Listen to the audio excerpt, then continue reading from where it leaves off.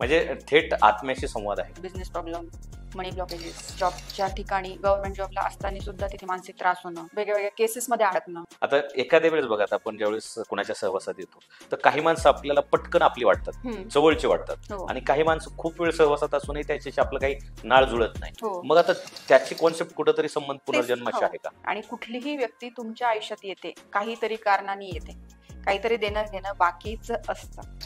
ह्याने 100% आपल्याला भविष्य पाहता येत. एखाद्याने प्रश्न विचारलाय की मला गव्हर्नमेंट जॉबसाठी माझ्या पत्रिकेमध्ये योग आहे, पण तरी तो लागत नाहीये, प्रत्येक वेळेस गुरुजी मला तारखा देतात, मी कुठे अडकलोय की खरंच होणार आहे की नाही आहे. आता ही आकाशिक रेकॉर्डला काही वैज्ञानिक दृष्टिकोन आहे त्याच्या पाठीमागे? मी देव बघितला, काय सर्टिफिकेट आहे माझ्याकडे? तू बघितला ना, बरोबर. आम्हाला कसं दाखवशील? प्रश्न तुम्ही कुठलाही घेऊन जाऊ शकता, तिथे काही लिमिटेशन नाहीये किंवा काही क्रायटेरिया नाही की तुम्ही हेच प्रश्न न्या किंवा तेच नाही, तुम्ही काहीही विचारू शकता. पण आणि मेडिटेशनची बसायची जी पोझिशन आहे ती तुम्हाला प्रॉपर माहिती पाहिजे.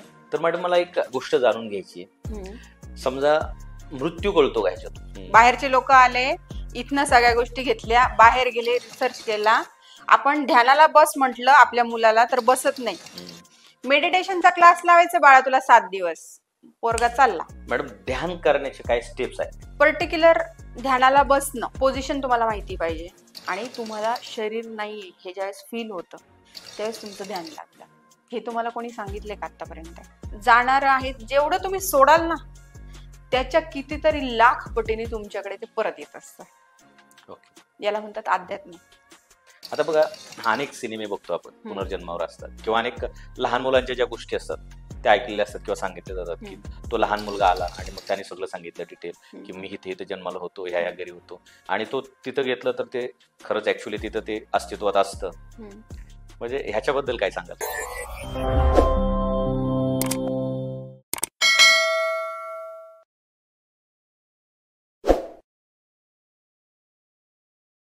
जय महाराष्ट्र मंडळी, मी पी.के. भांडवलकर. चहा विथ सत्ता या कार्यक्रमामध्ये तुम्हा सर्वांचं पुन्हा एकदा मनपूर्वक स्वागत करतो. तर मंडळी, स्वागत आहे तुमचं या अद्भुत प्रवासात, जिथं ज्ञानाच्या पलीकडचं ज्ञान आहे, जिथं शब्दांच्या पलीकडं सत्य आहे, आणि जिथं आत्म्याची कहाणी उलगडते. आज आपल्या सोबत आहेत कीर्ती राजगुरू मॅडम. आकाशिक रेकॉर्डच्या विश्वात त्या एक मार्गदर्शक दीपस्तंभ आहे.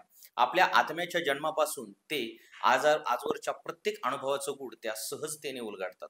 आध्यात्मिक साधना, अंतर्ज्ञान आणि विश्वातील रहस्यांचा अतुलनीय संगम या सर्वांचा साक्षात्कार घडवणारी ही प्रेरणादायी व्यक्ती.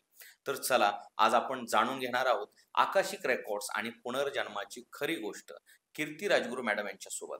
तर मंडळी, चॅनलला अजून सबस्क्राईब केलं नसेल तर प्लीज सबस्क्राईब करून घ्या आणि बेल आयकॉन दाबायला विसरू नका. मॅडम नमस्कार. नमस्कार सर. कशा आहात? एकदम मस्त. मॅडम, ऑडियन्ससाठी आपला अल्पसा परिचय द्या. मी सौ Kirti Santosh Rajguru, akashic reader, reiki healer, spiritual healer आणि टीचर. आकाशिक रेकॉर्ड म्हणजे मॅडम मला जाणून घ्यायचे की नेमकं कॉन्सेप्ट काय आहे?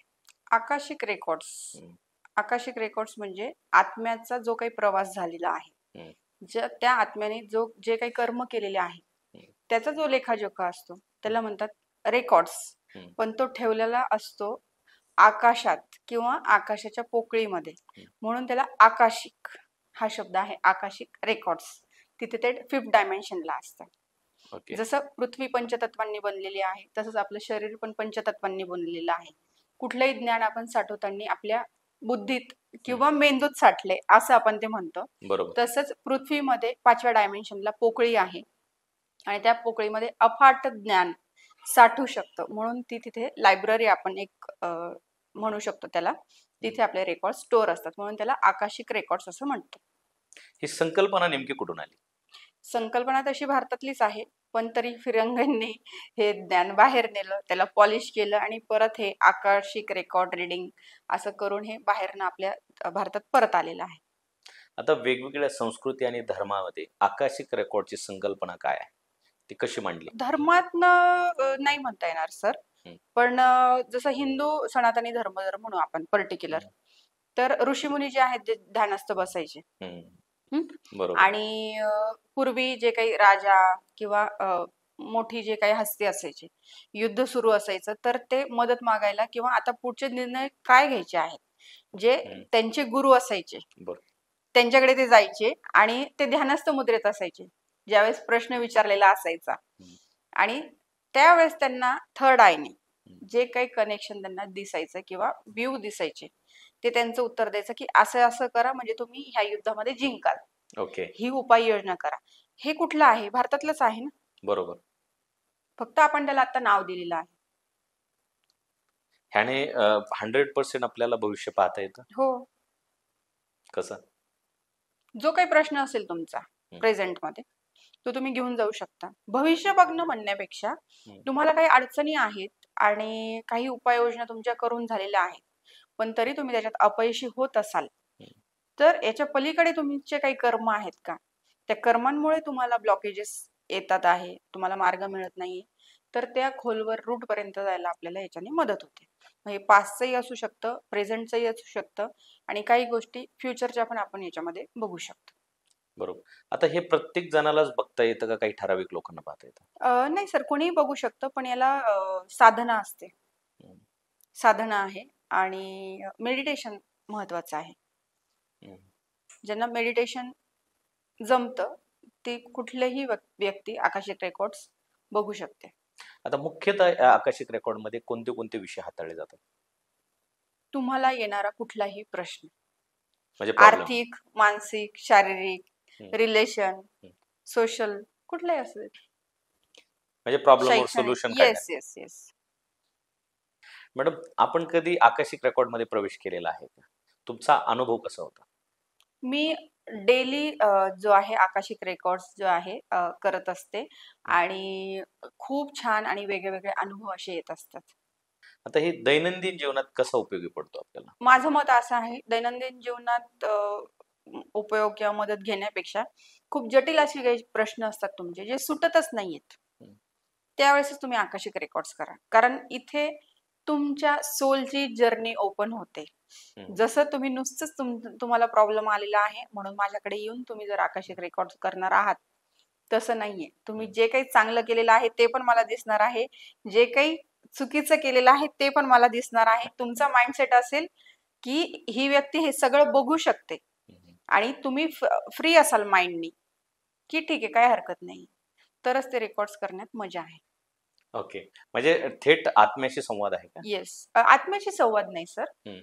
रेकॉर्ड्स मीन्स काय की आत्मा काय करतो, शरीर, समजा मी हे शरीर सोडलं, दुसरं शरीर घेणार, तिसरं शरीर घेणार किंवा तो जन्म त्याचा सुरू असतो, मग त्या आत्म्याने सुरुवातीपासून शेवटपर्यंतचे किंवा आतापर्यंतचे केलेले कर्मांचा लेखजोखा.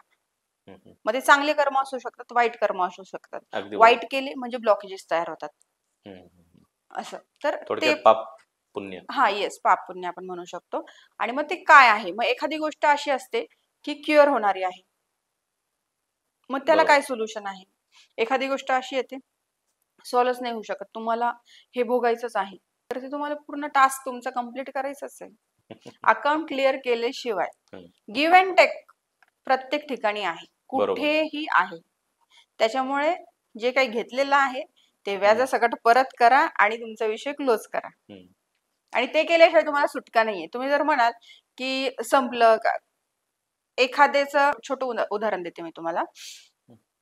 एखाद्याकडनं उसने पैसे घेतले, अमाऊंट छोटीशी असेल, बरोबर, पण आणि समोरच्या व्यक्तीला त्या अमाऊंटचं तेवढं काही ठीक आहे, आपलाच आहे आणि काही हरकत नाही, अमाऊंट ती बुडवली तरी संपला, विषय संपला आपला, दुसरं आपण शरीर धारण केलं.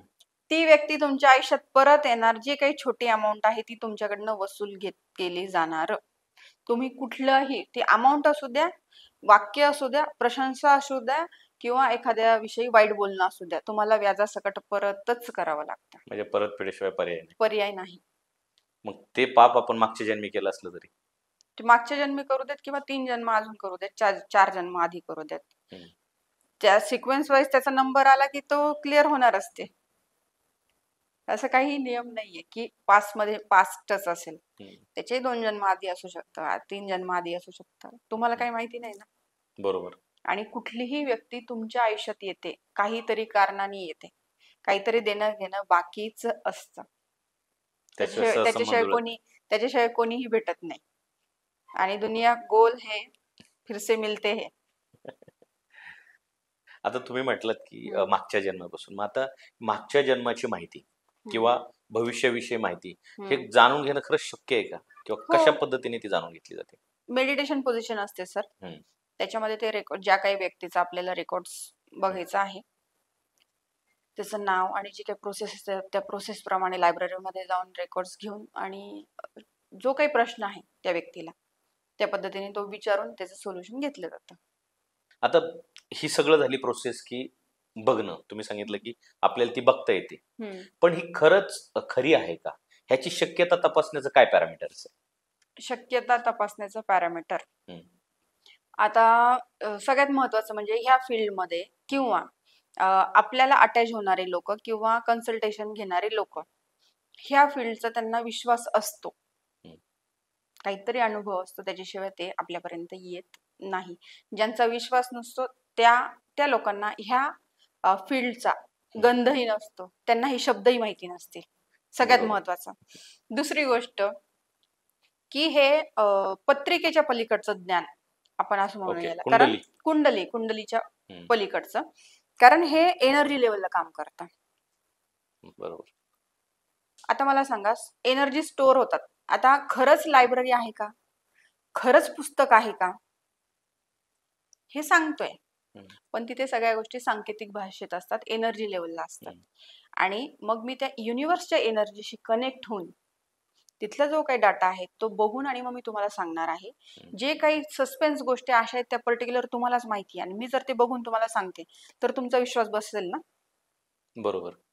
तर हा अनुभव घेतल्याशिवाय तुम्ही याच्यावर जे म्हणतो ना आपण ठाम नाही होऊ शकत. बरोबर. कारण भविष्याविषयी कसं होतं, तुम्ही आज सांगितलं, उद्या माझ्या बरोबर ती गोष्ट घडली, तर आपल्याला एक खात्री देता येते की मला हे पास्ट मध्येच कळलं होतं, परंतु पुनर्जन्माची ज्यावेळेस गोष्ट येते ना, त्यावेळेस कुठेतरी शंका निर्माण होते. बरोबर आहे. पुनर्जन्माचा विषयच तो आहे की फार काही गरजच नाहीये पास्ट लाईफ जाणून घ्यायची. पहिली गोष्ट, कारण इंटरेस्ट पण असतो लोकांना इंटरेस्ट असतो की मला सध्या प्रॉब्लेम आहे ते सोल्युशन द्या, किंवा मला पुढे हे करायचं आहे याला मार्गदर्शन करा, मी हे करू की नको करू. मग आम्ही भविष्याचं जे काही आहे त्याला 60% कन्सिडर करतो, कारण 40% तुमची सतसत विवेक बुद्धी किती जागृत आहे आणि तुम्ही त्याच्यावर किती कार्य करता. फॉर एक्झाम्पल, एखाद्याने प्रश्न विचारलाय की मला गव्हर्नमेंट जॉब साठी माझ्या पत्रिकेमध्ये योग आहेत, पण तरी तो लागत नाहीये, प्रत्येक वेळेस गुरुजी मला तारखा देतात. बरोबर. मग मी कुठे अटकलोय, की खरंच होणार आहे की नाही आहे. मग मी तो सीन बघणार किंवा तो प्रश्न तिथे विचारणार की हो जॉब लागणार आहे, पण ब्लॉकेजेस काय आहे, का नाही लागत आहे, तर तुम्ही ही रेमेडी करा, हे करा आणि याच्याने होऊन जाईल.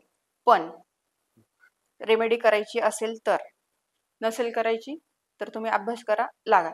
पण काही लोक असे असतात की गव्हर्नमेंट जॉब लागणार आहे आणि ह्या तारखेपर्यंत लागणार आहे, तुम्ही अभ्यास करणार नाही तर तुम्ही लागाल कसे, तुम्हाला प्रकृतीने 60% दिलेले आहेत, म्हणजे कर्माचा विषय आला. मग तुम्ही अभ्यास कराल, तिथे जाल, फॉर्म भराल, परीक्षा द्याल, त्यावेळेस रिझल्ट येईल ना. दे रे हरी पलंगावरी नाही होत कुठल्याही गोष्टीला. आणि जे काही 100% दावा करतो ते ऑलरेडी झालेलं आहे, तिथे बदल होऊच शकत नाही. बदल कुठे होऊ शकतो, भविष्यात होऊ शकतो ना, कर्माने होऊ शकतो.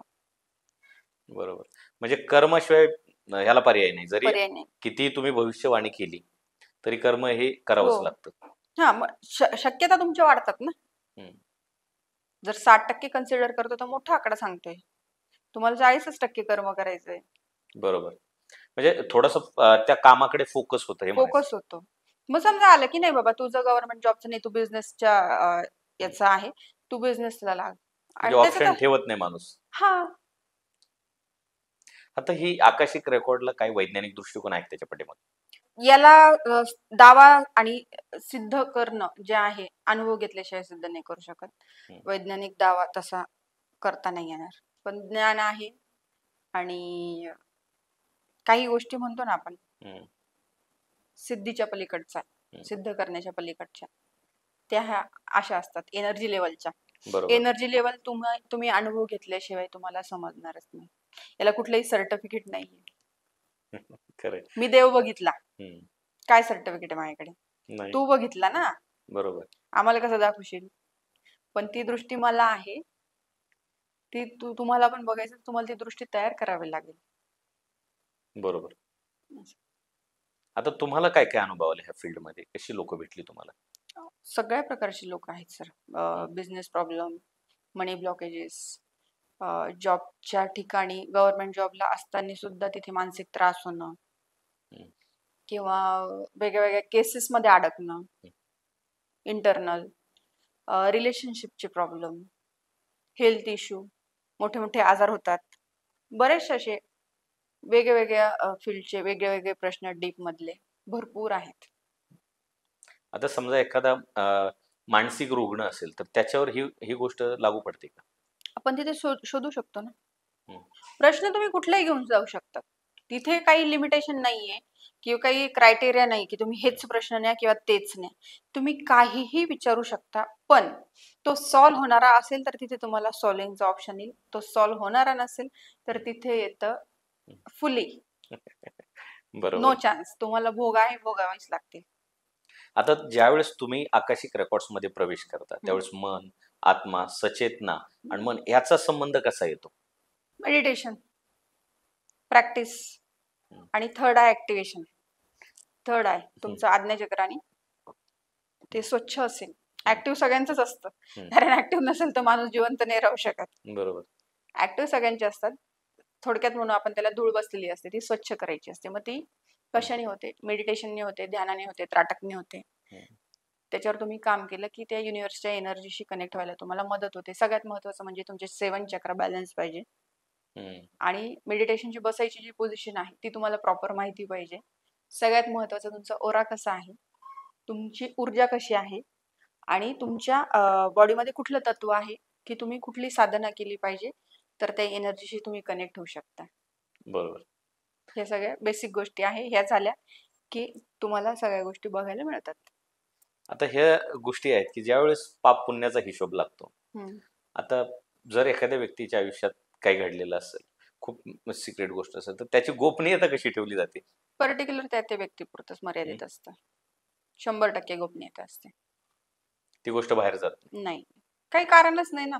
तुम्हाला हे बघा, तुम्ही माझ्याकडे कन्सल्टेशन घ्यायला आलेले आहात, एनर्जी एक्सचेंज केलेला आहे, मला फीस पेड केलेली आहे, तर तो विषय तितक्यापुरताच मर्यादित असला पाहिजे. असतो पण. हा, म्हणजे खूप काळजी घेतली पाहिजे काही गोष्टी. अगदी हो, घेतली जातेच. आणि तर मॅडम मला एक गोष्ट जाणून घ्यायची आहे. समजा मृत्यू कळतो का ह्याच्यातून? मृत्यू कळतो, पण सांगायची आम्हाला परमिशन नसते. सगळ्यात महत्वाचं. तर तो माणूस टेन्शन मध्ये येईल. हो, अगदी साहजिकच आहे ना. त्याला जर वर्षाने जर मृत्यू असेल त्याचा, त्याला तर तो रोज एक दिवस मोजेल ना. एक दिवस कमी झालाय, एक दिवस कमी झालाय, एक दिवस कमी झालाय. आता एखाद्याच्या आयुष्यात समजा कठीण प्रसंग असले तर ते सांगणं बरोबर आहे का? नाही सर, सांगणं बरोबर असणं म्हणण्यापेक्षा त्या आकाशिक रीडर्सचं ते स्किल पाहिजे की त्या व्यक्तीला कसं सांगायचं आहे. तो तुमच्याकडे क्युअर व्हायला आलेला आहे, बरं व्हायला आलेला आहे, आपल्याला त्याला घाबरवायचं नाहीये. मग हे तुम्हाला प्रॅक्टिसने जमतं. तो त्याचा प्रॉब्लेम कसा सॉल्व्ह करायचा आहे, काय सांगायचं आहे, एक्झॅक्ट जसं जे दिसलंय तेच सांगायचं का नाही, मग इथे तुमचं स्किल असतं. म्हणजे सॉफ्टली कम्युनिकेशन स्किलच्या थ्रू? नाही, सॉफ्टली म्हणण्यापेक्षा रफ बोललं तरी चालतं, तो काहीच विषय नाही, पण काय सांगायचंय काय नाही सांगायचंय. बरोबर. म्हणजे त्याच्या माइंडवर निगेटिव्ह परिणाम होऊ नये किंवा जे तुम्हाला साध्य करायचंय ते झालं पाहिजे, किंवा तो जे साध्य करून घ्यायला आलेला आहे ऍटलिस्ट ते थोडे टक्के तरी तिथपर्यंत ते गेलं पाहिजे. तो सुधारायला आलाय, बिघडला नाही पाहिजे. जर प्रत्येक व्यक्तीला स्वतःचं आकाशिक रेकॉर्ड पाहता आलं असतं तर काय बदल झाला असतं जगामध्ये? चुका कमी झाल्या असत्या, हे जे वाद आहेत ते कमी झाले असते, भरपूर गोष्टी आहेत. म्हणजे आता फक्त आकाशिक रेकॉर्ड पर्टिक्युलर ती शिकलेलीच माणसं बघू शकतात का जमेल ते कुणाला? प्रत्येकाला कोणालाही जमेल, शिकायला काहीच हरकत नाहीये, शिकू शकतात. पण आता मला सांगा, ध्यान, योग हे कुठून आलेलं आहे? हे आपल्या ऋषीमुनींची देणगी, त्यांचा रिसर्च आहे. मग भारतातलंच आहे की नाही? हो, इंडियामधूनच. बाहेरचा नाही विचार करत आपण फक्त इंडियाचा विचार करू, आता भारताचा विचार करू. जगभर गेलंय मेडिटेशन तसं. पण काय गेलंय, आपण ते असं ओपन केलं, बाहेरचे लोक आले, इथनं सगळ्या गोष्टी घेतल्या, बाहेर गेले, रिसर्च केला. आपण ध्यानाला बस म्हटलं आपल्या मुलाला तर बसत नाही. मेडिटेशनचा क्लास लावायचा बाळा तुला 7 दिवस, पोरगा चालला. तुम्हाला नवीन शब्द ऐकले की तुम्हाला छान वाटतं, बरोबर. पॉलिश करून गोष्टी आल्या की छान वाटतात. पण हे ऑलरेडी आपल्या भारतात व परंपरा आणि प्राचीन याच्यातनं ह्या गोष्टी सगळ्या आलेल्या आहेत. ध्यानाला बसणं म्हणजे काय? रोज सकाळी तुम्हाला उठायचं आहे, ध्यानाला बसायचं आहे आणि तुम्ही त्या युनिव्हर्सच्या एनर्जीशी कनेक्ट होतात आणि रोज तुम्ही तुमचं भविष्य बघू शकता ना. बरोबर. प्रोसेस काय आहे हे सगळं तुम्हाला दिलेलं आहे, आपल्याच लोकांनी दिलेलं आहे, पण ते आपण घेत नाही. मॅडम, ध्यान करण्याचे काय स्टेप्स आहेत? स्टेप्स म्हणण्यापेक्षा एक स्टेज येते. स्टेप नाही म्हणणार मी, स्टेज येते. पर्टिक्युलर ध्यानाला बसणं, पोझिशन तुम्हाला माहिती पाहिजे. इतर ठिकाणी किंवा मी पण जिथे जिथे कोर्सेस केले त्यांचं की ध्यानाला बसायचं आहे, डोळे लावा आणि श्वासांवर लक्ष केंद्रित करा. याच्या व्यतिरिक्त तुम्हाला काय सांगितलं जातं? नाही, याच्या पलीकडे काहीच नाही ना. मग तो तासभर वगैरे ते बसतात, झालं की हा छान वाटलं, मग तेवढ्या याच्यात त्याची झोप लागली का खरंच ध्यान करून आला? म्हणजे काय? आपल्या शरीरामध्ये 7 चक्र असतात असं आपण म्हणतो, पण आपल्याकडे असतात एकूण 114 चक्र. ओके. आणि मुख्य 7 चक्र आणि त्यातही अजून 2 चक्र ऍड करते, त्याला म्हणतात गुरुचक्र. त्रिकुटी आणि भ्रुकुटी ब्रह्मनाडीवर असतात. हे तुमचं आज्ञाचक्र, हे तुमचं सहस्त्रार चक्र आणि या 2 चक्रांच्या मध्ये जे काही असतं त्याला म्हणतात गुरुचक्र, त्रिकुटी आणि भ्रुकुटी. ते पॉइंट तुम्हाला ज्यावेळेस लक्षात येतो आणि त्या पॉइंटने तुम्ही ज्यावेळेस एका डायमेन्शन मध्ये एंट्री करतात, जातात, बरोबर, आणि तुम्हाला शरीर नाहीये हे ज्यावेळेस फील होतं त्यावेळेस तुमचं ध्यान लागलं. हे तुम्हाला कोणी सांगितलंय का आतापर्यंत? नाही, ही गोष्ट नवीन आहे आमच्यासाठी. आता तर याला ऋषीमुनी जे ध्यान करायचे हिमालयात जाऊन, तर ते ध्यान वेगळं आणि इथं मेडिटेशनचा क्लास लावलेलं हे ध्यान कसं? त्यांचं ध्यान असं भटकते सगळ्यांचं. तुम्हाला मला तेच सांगायचं आहे, तुम्हाला प्रॉपर जर पोझिशन सांगितली, स्टेप सांगितली, जसं मी काय वाक्य वापरलं आता की तुम्हाला शरीर नाहीये, तुम्ही हे फील करते की मला शरीर नाहीये, मी हलका झालो. ऋषी मुनी हिमालयात जाऊन किती किती दिवस बिना अन्न पाण्याचं ध्यान करतात, म्हणजे शरीर नाहीये हेच फिलिंग आहे ना. बरोबर. कुठे कनेक्ट होतंय का तुम्हाला? येतं लक्षात? हो. म्हणजे ते ध्यान लागणं आहे. ते दिवसेंदिवस करतात, ते महिनोन्महिने करतात. ते तुम्ही एका तासात 5 मिनिटं जरी तसं केलं, खूप झालं, खूप. म्हणजे आता ध्यानामध्ये कसा होतो माणूस? एकदम शून्यात जातो का आत्म्याशी शून्यात नाही जात. एक वेगळ्या डायमेन्शनला जाऊन स्थिर होणं आणि स्पष्टता येणं. नियम नाहीये की विचार नाहीच येत किंवा नाहीच आले पाहिजे, असं काही नसतं. बऱ्याच वेळेस ध्यानात गेलं. आता आकाशिक रीडर काय करतात? ध्यानात जातात, एक वेगळ्या डायमेन्शनला जातात आणि एक तुमच्या पर्टिक्युलर एखाद्या त्या व्यक्तीबाबतचे रेकॉर्ड्स आपण ओपन करत असतो. मग तेच का दिसत असतं? मग इथं ध्यानात जाऊन जर करायचं असतं तर मग शून्य झाला पाहिजे ना माणूस. तिथे तुम्हाला दिसलं पाहिजे किंवा फील झालं पाहिजे, त्याला म्हणतात ध्यान. पण तुम्हाला शरीर नाहीये हे फिलिंग आल्यानंतरच जे दिसतं ते खूप महत्वाचं आहे. ओके. ह्याला किती प्रोसेसला किती वेळ लागतो? रेकॉर्ड्स हातात घ्यायला प्रॅक्टिस चांगली असेल तर 5 मिनिटात, प्रॅक्टिस चांगली नसेल तर 15 मिनिटात. पण डिपेंड्स ज्या व्यक्तीचे तुम्ही रेकॉर्ड्स बघता ते त्याचे कर्म कसे आहेत. बऱ्याच वेळेस एखाद्याचे खूपच चुकीचे कर्म असले तर रेकॉर्ड्स हातात यायला खूप वेळ लागतो. 15-20 मिनिटं पण निघून जातात डायमेन्शनला पोहोचायला. एखादा खूप स्वच्छ मनाचा माणूस असेल तर 5 मिनिटाच्या आत, अगदी 2-3 मिनिटात पण रेकॉर्ड्स हातात आहेत. ओके. आता हे रेकॉर्ड जे आपण चेक करतो ते ह्या जन्मातले पण चेक करता येतात का? त्या आत्म्यानी केलेले कर्म, शरीर तो बदलतोय, आत्मा एकच आहे. आले लक्षात? बरोबर. त्या आत्म्याचा प्रवास आहे. मग तो ते जे बुक असतं ना, खूप नवीन जन्म असेल छोटस बुक असतं, फ्रेश असेल तर एकदम तो कोरं करकरीत पुस्तक असतं ते बुक. खूप जुनं असेल ना, खूप मोठं पुस्तक असतं, पाण्यात साईडचे फाटलेले असतात, कव्हर पण हे असतं. पण पर्टिक्युलर तुमचं जे पुस्तक असतं ना त्याला गोल्डन याच्याने, सिल्वर याच्याने, शायनी किंवा अजून वेगळ्या कलरने असं तुमचं छान कोरिओ नाव असतं, तुमची जन्मतारीख असते त्याच्यावर. असं ते पुस्तक प्रत्येक आत्म्याचा प्रवासाचं पुस्तक असतं. आता आपण ही जे आकाशिक रेकॉर्ड्स बघतो त्याला काय काय क्रायटेरिया म्हणजे लागतो? कुंडली, जन्मतारीख काय लागतं? काहीच नाही, तुमचं नाव आणि जन्मतारीख फक्त.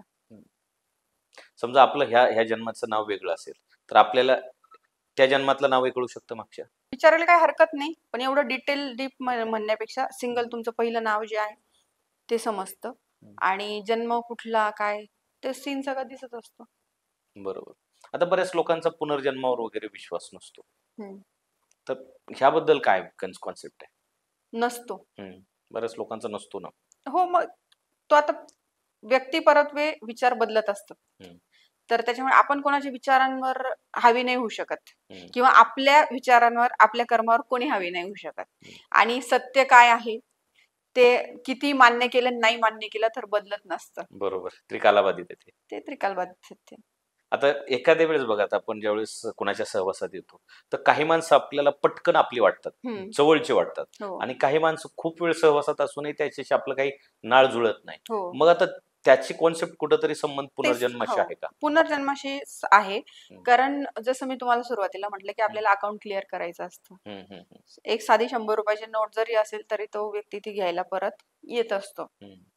तसंच जे काही व्यक्तींचे सहवास आपल्याला मिळतात ऍज अ स्टाफ म्हणून, फॅमिली मेंबर म्हणून, नवरा बायको म्हणून, मुलं म्हणून, आई वडील म्हणून किंवा कलिग्स ऑफिसचे आहेत, काहीतरी देणं घेणं बाकी असतं, काहीतरी.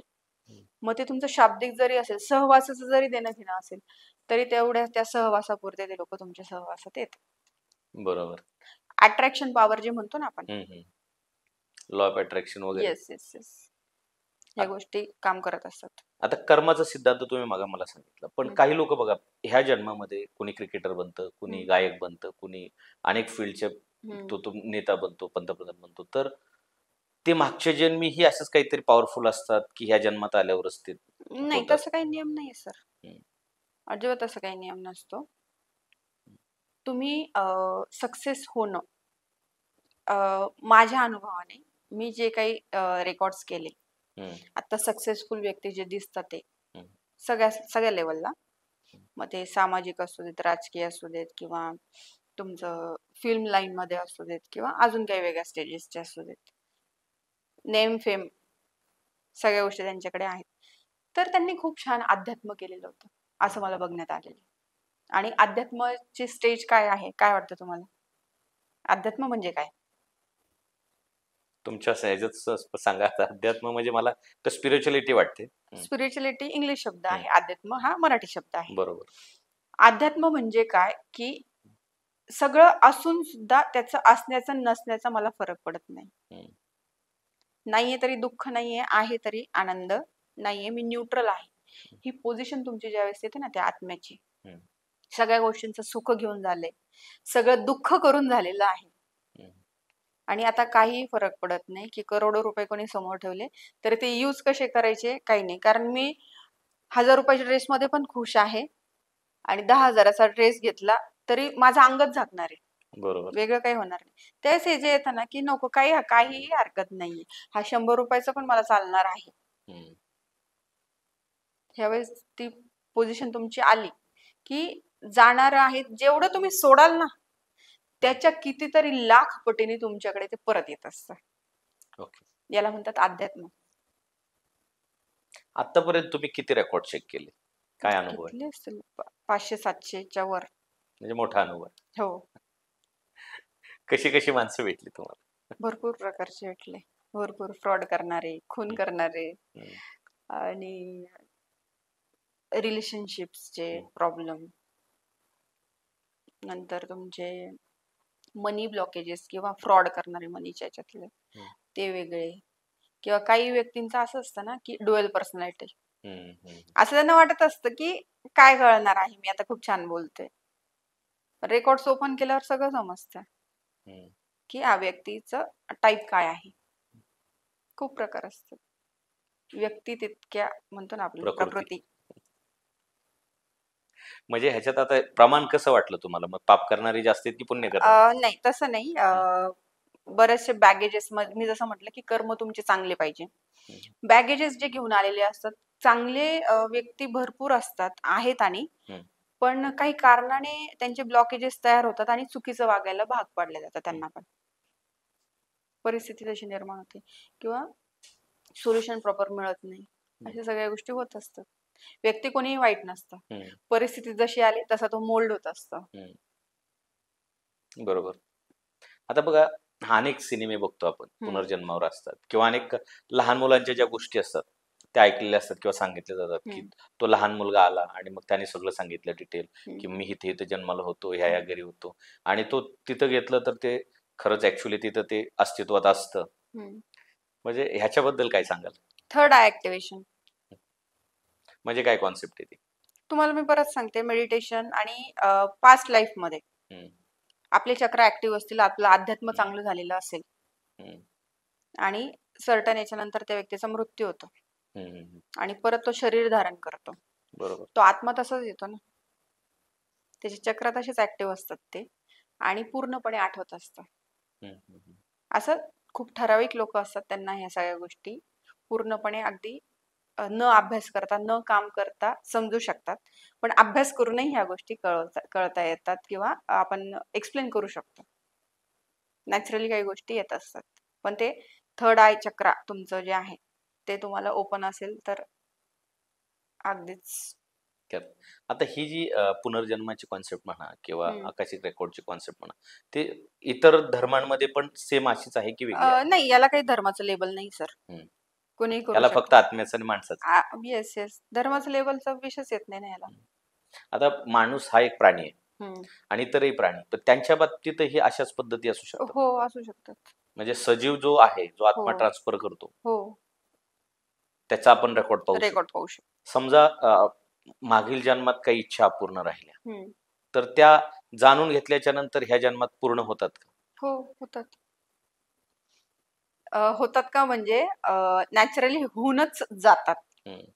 आता एक केस अशी होती की लग्न झालेलं होतं, कपल होते आणि पत्रिका वगैरे बघितली, सगळ्या गोष्टी झालेल्या, तर लग्न झालेलं होतं, पण त्यांचं अजिबातच पटेना. आणि मग पत्रिकेत काही दोष नाही आहे, घरात काही दोष नाही आहे, वास्तू दोष नाही आहे, पण मग असं का की आता हा माणूस मला एक ठराविक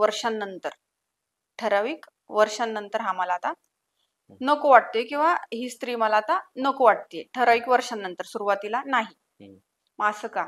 आम्ही रेकॉर्ड ओपन केलं तर तिथे असा सीन दिसला की ती जी लेडी होती आणि तो जो पुरुष जो होता, तो तिच्या समोरनं क्रॉस झालेला होता एका ठिकाणावरनं, आणि तो खूप असा डॅशिंग जो म्हणतो ना आपण, छान होता की, आणि तिने अशी ती इच्छा सुप्त म्हणतो ना आपण, की माझा नवरा असेल तर असाच असला पाहिजे, एक कुठेतरी मनात तिच्या. आणि नंतर ते परत तो पुरुष, तीच ती स्त्री, आणि ते लग्न झालेलं होतं. तुम्ही सुप्त याच्यामध्ये मनापासून जी गोष्ट आवडली आणि ती बोलले ही मला पाहिजे, ती तुम्हाला मिळते. ओके. तर हे त्यांचं हे होतं की सोल कनेक्शन म्हणू किंवा सोल कॉन्ट्रॅक्ट म्हणू. तर ते ह्या जन्मात परत आले आणि लग्न झालं. मग ते बिघडलं कशामुळे पुढे? इच्छा किती वेळापुरती होती? ओके. क्षणिक होती ना. मग ते क्षणिकच टिकलं का? क्षणिक टिकलं, पण आता कसं असतं की अशा गोष्टी कळाल्या किंवा हे काय, तर असं काही लगेचच घटस्फोट होतात किंवा काय, असं काही नसतं, निभावावंच लागतं. तो विषय वेगळा असतो. तुमची इच्छा काय आहे त्याच्यावर त्या सगळ्या गोष्टी डिपेंड करतात. बरोबर. आता पैसा आहे, पैसा जर आपण मॅनिफेस्ट करू, समजा मला वाटते की ह्या मंथ मध्ये मला इतका 1 लाख 2 लाख रुपये मला मिळाले पाहिजे माझ्या बिझनेस मधून, म्हणून ते मिळाले म्हणून तुमची इच्छा संपली का? नाही, वाढली, उलट वाढली ना. तर मग ते मॅनिफेस्ट कसं करतोय आपण किंवा मागतो कसं आहे, की मग मी एकदाच नाही मागणार ना की मला ह्या महिन्यात एवढं मिळू दे, मला दर महिन्याला माझा इतका बिझनेस झाला पाहिजे, माझा दर महिन्याला इतका बिझनेस झाला पाहिजे. हे किती वेळेस आपण बोलतो आणि मनातून बोलतो ना. पण मग ते मनातनं बोललं नाही गेलं किंवा डोक्यात वेगळा विचार आहे, बघा काय सांगते, डोक्यात वेगळा विचार आहे आणि तुम्ही मनाने बोलताय, मनात पण तेच पाहिजे, डोक्यात पण तेच पाहिजे, तोंडात पण तेच पाहिजे, तर कनेक्ट होतंय, तर ते कनेक्ट होतं. म्हणजे त्याला आपण म्हणूया फोकसली त्याच्यावर अटेन्शन करणं. सगळं शक्य आहे.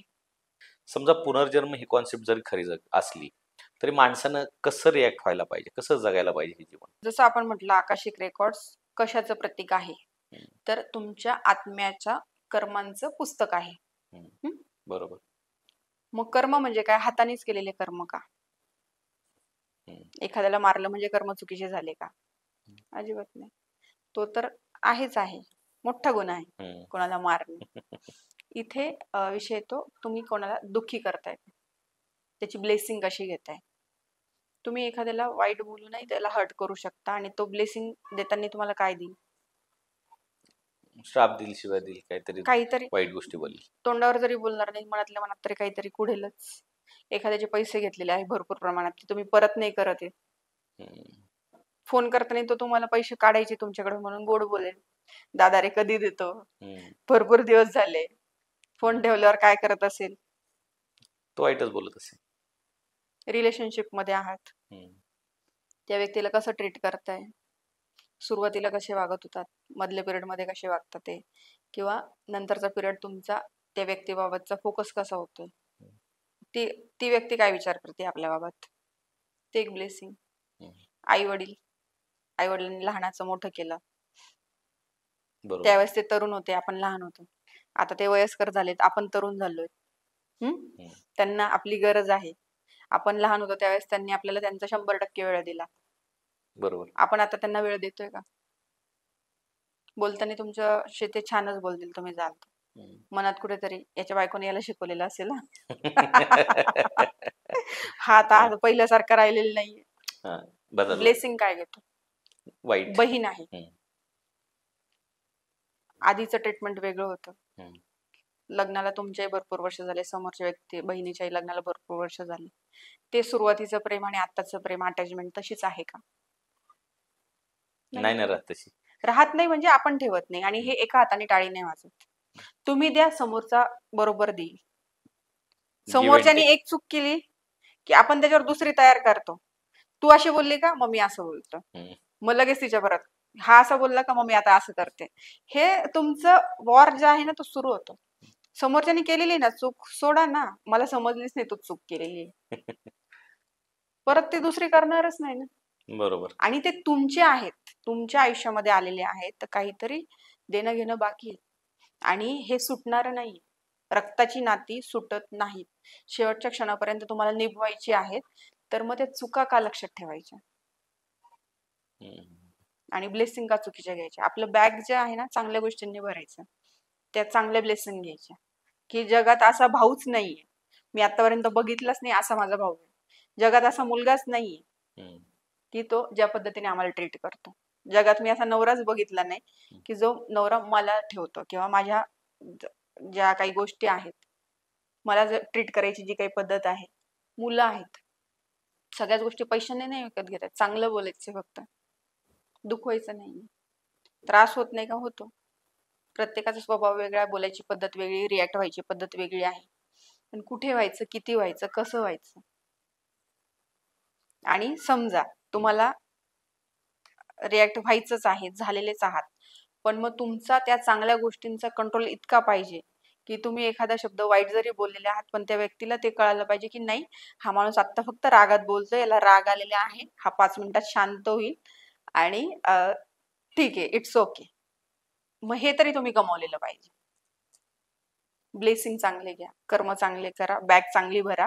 पुढच्या गावाला जायचं आहे तर ती चांगली बॅग न्यायची, तर तिथे सगळं चांगलंच मिळालं पाहिजे. तुम्ही वाईट घेऊन जाल, परत ते सगळ्या गोष्टी तुम्हाला रिटर्न मध्ये त्याच मिळतात. मॅडम, हिलिंग म्हणजे काय नेमकं? हील म्हणजे काय? बरं करणं. आणि त्या कशाने बरं करतो आपण? तर सिम्बॉल्सने, रेकीने. तर त्या सिम्बॉल मध्ये एक ऊर्जा असते ठराविक. काही रेकी ज्या आहेत त्या भारताच्या बाहेरनं आलेल्या आहेत, काही ज्या आहेत त्या आपण इथे तयार झालेल्या आहेत. तर रेकीचे जनक कोण आहेत? SK Saini sir. तर ते तिबेटियन लोकांमध्ये जाऊन शिकून ते सगळ्या गोष्टी लामाज मध्ये गेलेले होते. लामाज म्हणजे बौद्ध धर्माचे अनुयायी जे आहेत त्यांना लामा म्हणतात. दलाई लामा वगैरे. येस. तर त्यांना लामा म्हणतात.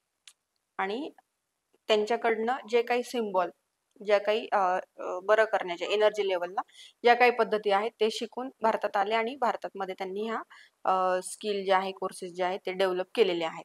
तर याच्यामध्ये जे आहे योगमाया, शाल्विक मंत्र रहस्य साधना, हुंकाराविथ हलीम, त्याच्यानंतर तुमचं करुणा रेकी, उसई रेकी, अशा ह्या सगळ्या रेकीचे जे काही प्रकार आहेत ते डेव्हलप केलेले आहेत. आणि मंत्र उच्चार जे म्हणतो आपण, जसं आता हुंकाराविथ हलीम, हुंकाराविथ हलीम जो आहे तो 2 देवींचा संगम आहे.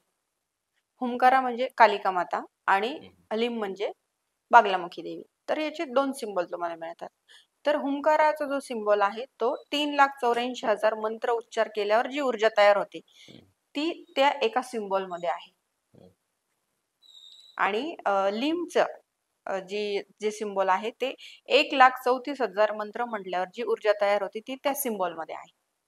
तर आणि त्याच्याने आपण ती व्यक्ती रिपेअर करत असतो. ओके. जो काही प्रश्न असेल त्यांना. आता सेल्फ हिलिंग म्हणजे काय नेमकं?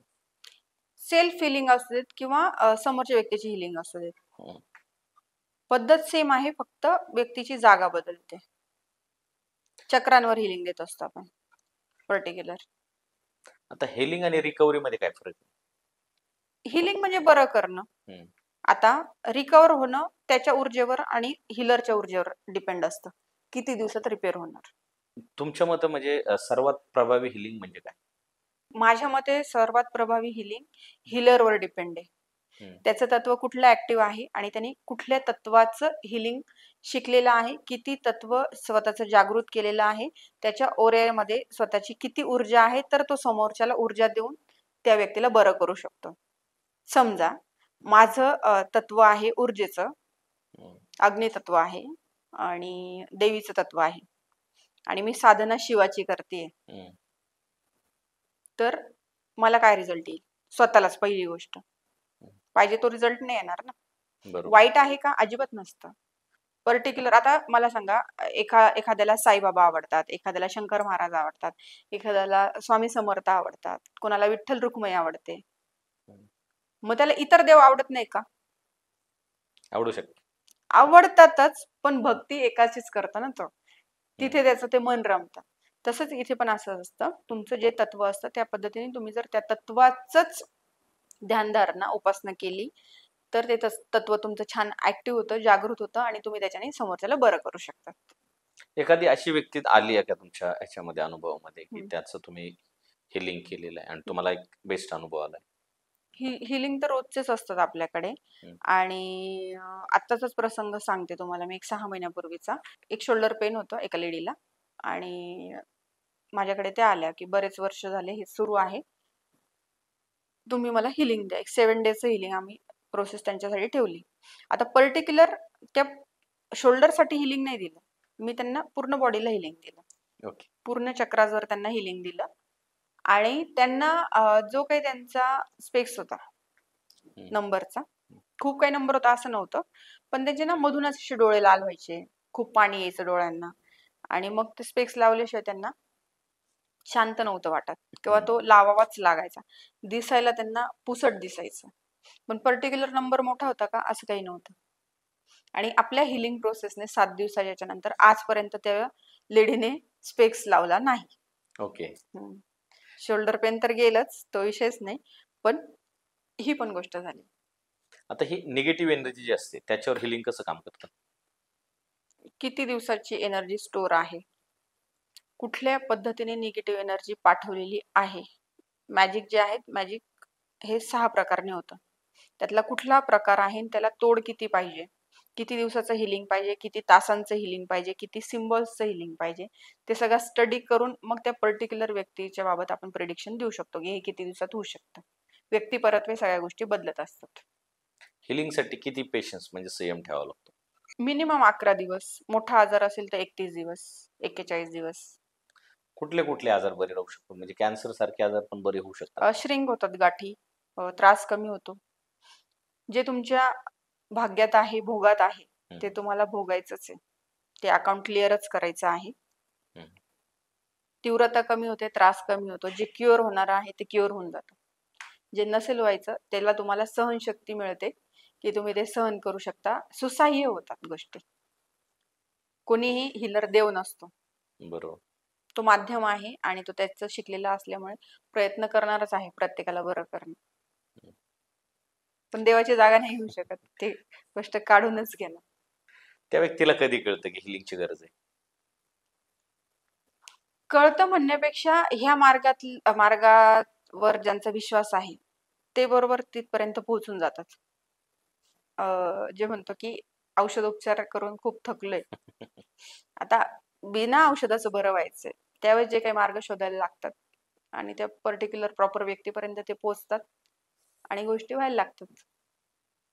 आणि मग आता मी परत तुम्हाला सांगेन की हिलर पर्यंत पोहोचणं पण सोपी गोष्ट नाहीये. जर ते तुम्हाला क्युअर होणार असेल तरच तिथपर्यंत तुम्ही पोहोचतात, अदरवाईज तुम्हाला ते भोगायचंच आहे. आता ऍस्ट्रल ट्रॅव्हल हा काय प्रकार आहे? ऍस्ट्रल ट्रॅव्हल म्हणजे सूक्ष्म शरीर तुमचं, तुम्हाला 2 शरीर असतात. एक हे जे आहे स्थूल बॉडी, स्थूल शरीर, आणि एक सूक्ष्म शरीर.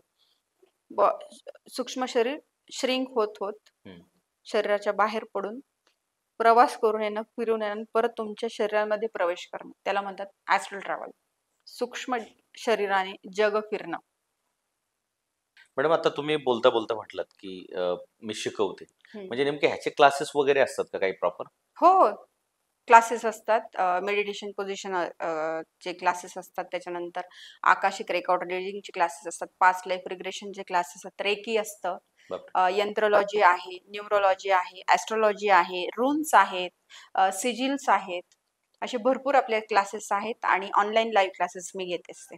ओके, ह्याला सिलेबस असतो? हो, सिलेबस असतो, सर्टिफिकेट असतं. येस मॅडम, तुम्ही आमच्या सत्तामंच या प्लॅटफॉर्मवर आलात आणि एवढं भरभरून आम्हाला तुम्ही सांगितलं, मार्गदर्शन केलं, त्याबद्दल सत्तामंच तुमचा आभारी असेल. थँक्यू व्हेरी मच सर, तुम्ही पण मला आमंत्रित केल्याबद्दल. खूप छान वाटलं तुमच्या स्टुडिओला येऊन शूट करून. तर मंडळी, आज आपल्या सत्तामंच या व्यासपीठावर सन्माननीय कीर्ती राजगुरू मॅडम आल्या आणि त्यांनी सविस्तर अशी आकाशिक रेकॉर्ड आणि पुनर्जन्माची आपल्याला माहिती दिली आणि मार्गदर्शन केलं. त्याबद्दल मी सत्ता कुटुंबाच्या वतीने त्यांचं खूप खूप आभार मानतो आणि आपणही अमूल्य असं रसग्रहण करण्यासाठी वेळ दिला त्याबद्दल आपल्या सर्व मंडळींचेही खूप खूप आभार. कीर्ती राजगुरू मॅडम यांना मी पुढील वाटचालीसाठी खूप खूप शुभेच्छा देतो. तर मंडळी, पुन्हा भेटूया एका नव्या विषयावर, एका नव्या पाहुण्यांबरोबर. भेटत राहू, बोलत राहू. तर मंडळी, अजूनही चॅनलला सबस्क्राईब केलं नसेल तर सबस्क्राईब करून घ्या आणि बेल आयकॉन दाबायला विसरू नका, म्हणजे येणारे एपिसोड तुम्हाला पाहायला मिळतील. आणि एपिसोड आवडला तर तुमच्या जवळच्या व्यक्तीपर्यंत नक्की शेअर करा. तोपर्यंत सर्वांना माझा जय हिंद, जय महाराष्ट्र.